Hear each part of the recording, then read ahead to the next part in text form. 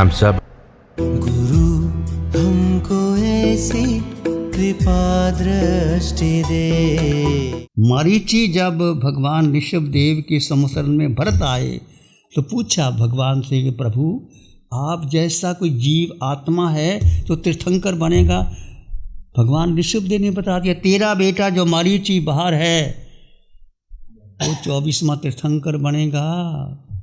भरत ने सोचा मेरा बेटा आ जाता ना, मेरा बेटा कोई बड़ा आपका बेटा ऑफिसर बन जाए तो आपके कॉलर ऊपर हो जाते हैं कि मेरा बेटा मेरा बेटा। तो भरत ने आकर के उसको वंदना करी, वंदना। और मरीचि तो डंडी था, छत्र रखता था और थोड़े पानी में स्नान भी कर लेता था, पाँव में पहन लेता था, खड़ाऊ भी पहन लेता था। तो भरत ने कहा मैं आपको इसलिए वंदना नहीं कर रहा पर तुम आने वाले तीर्थंकर बनोगे, वसुदेव बनोगे, चक्रवर्ती बनो, वंदना कर रहे हो। तो मरीचि तो उछलने लगा, नाचने लगा, मेरा कुल इतना ऊंचा, मेरे दादा तीर्थंकर, मैं वासुदेव बनूंगा, मैं चक्रवर्ती भी बनूंगा, मैं तीर्थंकर भी बनूंगा। उछलने लगा और क्या हुआ, नीच कुल में जन्म लेना पड़ा, ब्राह्मण कुल में। और यदि आलोचना कर लेता हमारी एक कोड़ा कोड़ी सागरपम जितना भगवान महावीर का संसार बढ़ गया। चाहे वो तीर्थंकर थे, एक कोड़ा कोड़ी सागर का पहला तीर्थंकर और 24वां तीर्थंकर। उन्हें जब वासुदेव थे तो उन्होंने जब संगीत सुनने आए थे तो कह बंद कर दो, तो जो पहरेदार थे उन्होंने संगीत बंद नहीं किया। तो पूछा संगीत कौन चला रहा है? तो पहरेदार चला रहे हैं। कहते मेरी आज्ञा, ये कान नहीं सुन सकते, संगीत सुन सकते, जाओ पिघलता पिघलता शीशा इनके कानों में डाल दो। अहंकार था, वासुदेव था और इतना बल था, मद था, वो जो डाला गया उसकी आलोचना नहीं की। यदि वो आलोचना कर लेते कि मेरा सबसे बड़ा भयंकर पाप हो गया और क्षमा मांग लेते, हो सकता है कि महावीर को कानों में कीले ना ठुकवाने पड़ते। कर्म किसी को नहीं छोड़ते भाई, तीर्थंकरों को नहीं छोड़ते, हमें कौन छोड़ेगा। इसलिए विचार कर लेना, चिंतन कर लेना, जो कर्म किया है वो आपने भोगना ही पड़ेगा। हाँ, एक तरीका है कर्म बंध गया, अंतःकरण से आलोचना करो, बार बार आलोचना करो, बार बार आलोचना करो, हल्के हो जाओगे। कोई बड़ा तप ना कर सकते, कोई बड़ी बात नहीं कहते मांस खमन करना जरूरी है, जठाई करना जरूरी, अच्छा है करो तो, पर तप ना करो, आलोचना ज़रूर कर लो अपने जीवन में। और हर किसी से गलती होती है, ऐसा कोई हम सब दूध के धोए हुए नहीं हैं। हर किसी से, to is human to forgive is divine, हर किसी से गलती हो सकती है, मेरे से भी हो सकती है, आपसे भी हो सकती है। क्षमा मांग लो, और क्षमा मांग लो कि हल्के हो जाओगे, नहीं मांगो तुम नहीं। ऐसे द्रौपदी का पूर्व भाव सुकुमालिका थी। सुकुमालिका जब थी तो उसको कोई चाहता नहीं था, कोई उसकी शादी नहीं होती थी। उसने देखा कि एक नगर वधू को लेकर के 5 युवक उसके पीछे पीछे फिर रहे। उसने देखा ये कैसी, इसके 5 व्यक्ति इस पीछे हैं, मेरे पास एक भी नहीं। न्याना कर लिया कि मेरे भी ऐसे 5 पति हों, 5 पति। वो न्याना करने के बाद वो द्रौपदी ने उसके 5 पति बने। ऐसा पूर्व भाव था सुकुमालिका का। तो मरीचि ने अहंकार किया कि मेरे पास सच्चा धर्म तो भगवान के पास। वो बाहर बैठा रहता और तपस्या करता या जो भी करता, पर भगवान के पास भेजता रहा कि मेरे पास धर्म नहीं है, भगवान के पास है।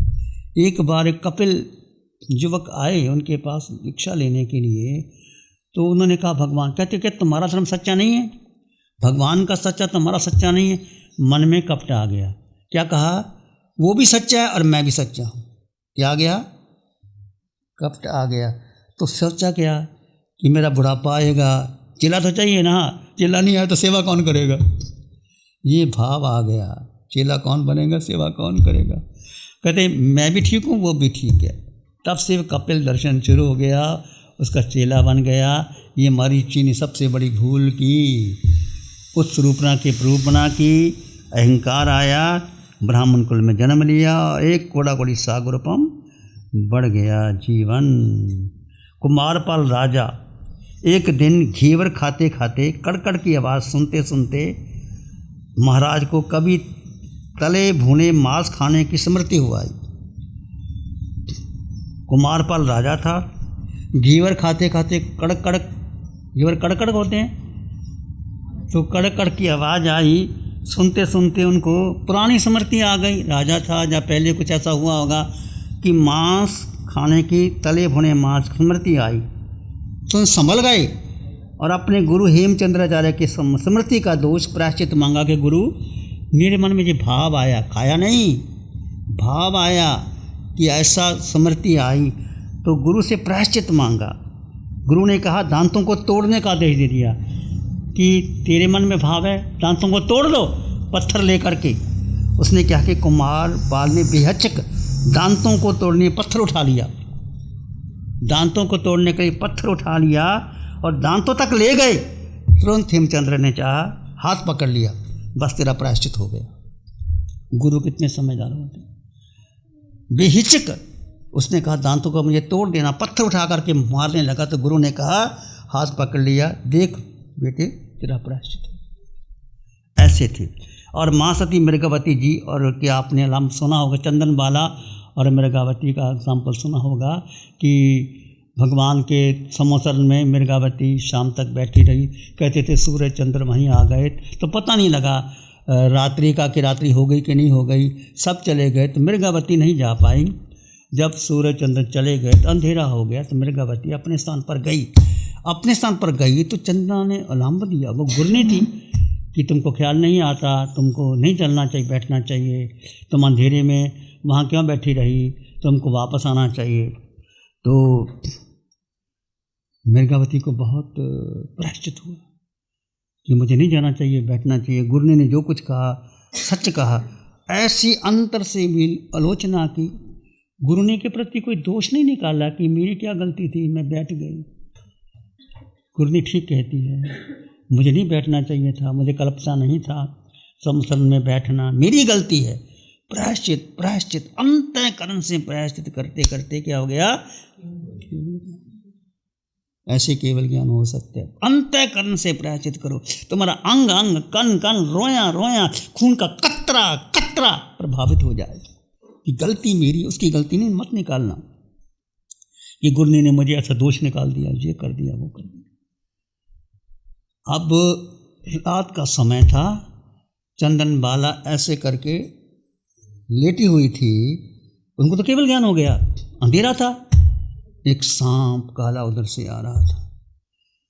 मृगावती ने उनके बाजू को धीरे से ऐसे उठाया कि कहीं सांप ना आ जाए। उसकी नींद खुल गई। चंदनबाला ने पूछा मेरी नींद आपने क्यों हिलाया? गुरनी कारण तो कुछ नहीं था, ये पास में एक सांप आ रहा था, मैंने इसलिए आपको हिलाया। आपको कैसे पता लगा? आपको ज्ञान हो गया, अंधेरा था, आपकी कृपा। क्या कहा? आपकी कृपा। अब वो केवल ज्ञान हो गया। ओहो, किसको प्रायश्चित हुआ? गुरनी को प्रायश्चित हुआ। ये मैंने कितनी बड़ी गलती करी। ये वो केवल ज्ञानी की मैंने साधना कर दी, केवल ज्ञानी की मैंने साधना कर दी।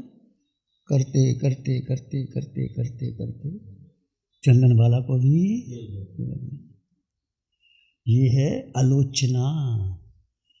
आलोचना करना ये आसान बात नहीं होती। और मन की जो अहंकार है ना, मैं कैसे कर लूँ, मैं श्री ऋषि मुनि के सामने अपनी बात कैसे प्रकट कर दूँ, ऐसी बात नहीं होती। कोई भी व्यक्ति कैसा भी हो, बात प्रकट कर देनी चाहिए। तो ऐसे एग्जाम्पल आते हैं। लक्ष्मणा नाम की एक साध्वी, अंतिम तीर्थंकर 80-84 के अंतिम तीर्थंकर शासन में लक्ष्मणा नाम की एक राजकुमारी थी। विवाह के समय शादी के मंडप में ही विधवा हो गई। विवाह के समय शादी का मंडप हुआ, पति चल बसा, विधवा हो गई। श्रावक धर्म का पालन करती हुई शुभ दिन को उसने दीक्षा अंगीकार कर ली। फिर उसके बाद बहुतों को प्रतिबोध दिया, शिष्याएँ बनी, गुरनी बनी। गुरनी बन के एक दिन एक चिड़ा और चिड़ी आपस में कीड़ा कर रहे थे, संभोग कर रहे थे। उनको देखा। देखने के बाद उसके मन में क्या विचार आया लक्ष्मण साध्वी के कि अरिहंत भगवान ने संभोग की अनुमति नहीं दी। वो तो अवेदी थे, उनको तो नहीं आता, तो ये उनको अनुमति दे देनी चाहिए। तो ऐसा क्षण मात्र के लिए भाव आया, फिर पश्चाताप किया उसने, आया विचार, फिर पश्चाताप किया कि मैंने ये गलत विचार किया, क्योंकि अरिहंत भगवान तो सर्वज्ञ है, सब कुछ जानते हैं, मेरे मन में विचार नहीं आना चाहिए, इस भयंकर विचार की मुझे आलोचना लेनी चाहिए। ऐसा विचार करके उसने आलोचना लेने के लिए प्रयाण किया। प्रयाण करते पाँव में कांटा चुभ गया।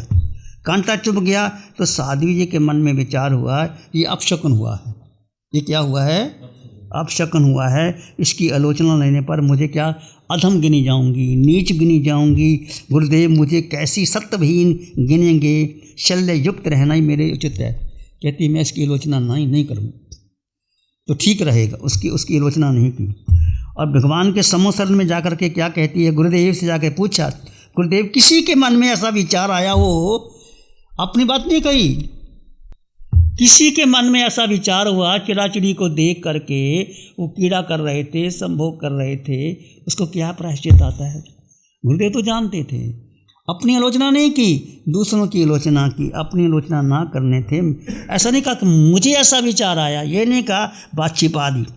उसके पश्चात गुरु ने बता दिया कि ऐसा ऐसा होता है, अपनी अंतःकरण से आलोचना नहीं। देखो कितना फर्क है, बात प्रकट करने के लिए किसी के मन में, भाई तेरे मन में तू बात करना, किसी के बारे में क्या करनी है। साध्वी थी, दीक्षा ली, बहुतों को प्रतिबोध दिया, गुरनी बनी, ये छोटा सा विचार आया भाव कि भगवान ने आज्ञा नहीं दी, वो तो अवैध। फिर ख्याल आया गलत है, नहीं मुझे विचार करना चाहिए। फिर विचार आया आलोचना कर लेनी चाहिए। आलोचना करते करते पाँव में कांटा चुभा कि अपशकुन हो गया, तो मुझे लोग क्या कहेंगे, अपना अहंकार आ गया कि लोग कहेंगे इतनी मतलब अपशकुन है, इतनी अधम गिनी जाऊंगी मैं, शल्य युक्त रहने। कहते ये प्रकट नहीं करना मैंने बात। भगवान के समूह शरण में भी गई जाने के बाद क्या कहने लगी, किसी के मन में ऐसा विचार आया तो क्या करना चाहिए। भगवान तो जान नहीं थे, भगवान क्यों कहेंगे तेरे मन में विचार आया। भगवान जानते हैं यदि तुम सच्ची आलोचना नहीं करोगे तो भगवान भी आपको कहने वाले नहीं हैं। भगवान सर्वज्ञ सर्वदर्शी होते हैं, तुम अपनी आलोचना स्वयं करो, ये बहुत बड़ी बात है। उसके बाद छिपा दी। उसके पश्चात उसने तप को धोने के लिए क्या किया, 10 वर्ष तक बेला तेला चौला पंचौला उपवास, पारने में निवी का मतलब है छाछ और रोटी खाना, कोई दूध दही मक्खन घी मलाई नहीं खाना। 10 वर्ष तक, 2 वर्ष तक भुने हुए धान्य, 16 वर्ष तक मांस का मन, 20 वर्ष तक आइमबिल, 2 वर्ष तक भुने हुए निर्लेप चने खाए। इस पर 50 वर्ष तक घोर तप किया, फिर भी पाप की शुद्धि नहीं हुई। आर्त ध्यान मरकर उसने असंख्य भाव किए और आने वाली 24वीं में प्रथम टिंकर के शासन में वो मोक्ष जाएगी, क्योंकि इतना तप किया उसका फल तो मिलेगा, पर वो असंख्य भाव करने। इससे ये प्रेरणा मिलती है भगवान की वाणी से कि तुम कोई बड़ा तप कर सको ना कर सको बड़ी बात नहीं, पर किसी के दिल को नहीं दुखाना, घर परिवार में शांति के लिए आपस में प्रेम से रहना, पिता पुत्र, माता माँ बेटी, सासू बहू की आपस में झगड़े होते ही रहते। हमारे पास आते हैं, महाराज उसको समझाओ, वो समझती नहीं। भाई शादी की थी, हमसे पूछ के करी थी क्या? समझाओ, किसको समझाएं, हम किसको समझाएं? हमारे समझाने, तेरे समझाने से समझी नहीं तो हमारे समझाने से कैसे समझ जाएगी? हमारे पास ऐसे बहुत से केस आते हैं, हम कहते हैं ठीक है भाई, ऐसा होता है, कर्म का उलय होता है। तो कहने का अर्थ ये है, आलोचना जो आपके मनसा वाचा कर्मणा कोई भी ऐसा दोष लग जाए, आलोचना कर लेनी चाहिए। आलोचना नहीं करोगे तो फिर अगले जन्म मरीचि देखो, भगवान महावीर के भव ने एक कोड़ा कोड़ी सागरोपना भुगतना पड़ा, कानों में कीले ठुकाने पड़े। यदि उस समय प्रायश्चित कर लेते कि मैंने उसको बुला करके क्षमा मांग लेते। राजा थे, मैं राजा, इसने कैसे संगीत सुन लिया। वो अहंकार, व्यक्ति को अहंकार सबसे बड़ी बाधा होती है कि मैं मैं घर का बड़ा, मेरी आज्ञा नहीं सुनते। इस कारण कभी अहंकार मत करना। भगवान की वाणी कहती है सब में शुद्ध आत्मा के दर्शन करो। मैं आत्मा, तुम में आत्मा, सब में समान आत्मा, उस आत्मा के दर्शन करो। प्यारी गुरुवाणी है। नमो अध्यंतानंग, नमो सिद्धानंग, नमो आयर्यानंग, नमो वज्रायनंग, नमो लोय सब सावुन, धम्म मंगल मुकिठम अहिंसा संयमो तमो, देवा वित्तं नमं संति जस धम्म श्यामनो। श्री चत्तारी मंगलम, अरहंता मंगलम, सिद्धा मंगलम, साहु मंगलम, केवली पाणतो धम्मो मंगलम। चत्तारी लोगुत्तमा, अरहंता लोगुत्तमा, सिद्धा लोगुत्तमा, साहु लोगुत्तमा, केवली पाणतो धम्मो लोगुत्तमा। चत्तारी शरणं पवज्जामि, अरहन्ते शरणं पवज्जामि, सिद्धे शरणं पवज्जामि, साहु शरणं पवज्जामि, केवली पाणतं धम्मं शरणं पवज्जामि। 60 सालों से अधिक समय से केजीओसी ग्रुप अपने हाई प्रोसिशन प्रोडक्ट्स जैसे staplers, staples, staple removers, paper punch, gun tacker, tape tool, pneumatic tool, industrial staples, stitch wire, scissor और किचन में यूज होने वाले कुछ प्रोडक्ट्स जैसे नाइफ, पीलर्स इत्यादि के द्वारा दुनिया के कंज्यूमर्स और अन्य बिजनेस पार्टनर्स को अपनी प्रोडक्टिविटी, एफिशिएंसी और क्रिएटिविटी निखारने में मदद कर रहा है। केजीओसी ग्रुप दुनिया के जाने माने लार्जेस्ट मैन्युफैक्चरर्स में से एक है, जो कि अपने 4 ब्रांड्स कोहे, कंगारू, म्यूनिक्स और माइल्स के माध्यम से दुनिया के लगभग हर देश में उपलब्ध है। यह प्रोग्राम केजीओसी के सौजन्य से प्रस्तुत है। गुरु हमको ऐसी कृपा दृष्टि दे।